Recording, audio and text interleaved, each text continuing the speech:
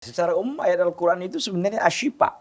Ya, semuanya itu adalah obat. Allah Azza wa Jalla kan mengatakan wa nunazzilu minal Qur'ani ma huwa syifaa'u wa rahmatul lil mu'minin wa la yazidul zalimina illa khasara. Kan begitu. Dan kami turunkan dalam Al-Quran itu adalah asyifa. Ya, wa nunazzilu minal Qur'ani ma huwa syifa'. Dan kami turunkan dalam Al-Quran itu adalah sesuatu yang bisa menyembuhkan, yang menyembuhkan segala penyakit. Ya, jadi oleh karena itu memang kita meruqyah diri sendiri ya dengan ruqyah mandiri, atau kita meminta orang untuk meruqyah kita, nggak mengapa. Semua ayat Al-Quran secara umum. Tetapi memang secara khusus ada ayat-ayat yang memang langsung dipraktekkan atau dilaksanakan oleh para sahabat, diantaranya surah Al-Fatihah.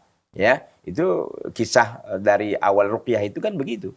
Bahwa ada beberapa sahabat yang pergi lalu minta dijamu gitu, lalu orang yang diminta ini nggak mau, enggan, lalu qadarullah kepala sukunya ini ternyata digigit kalajengking atau apa waktu itu, ya, maka ternyata salah seorang sahabat membacakan Al-Fatihah ya di tempat yang digigit itu, sembuh. Dan mereka diberikan 30 ataupun beberapa ekor kambing begitu. Sehingga Nabi SAW pun minta juga bagian waktu itu dalam hadis itu.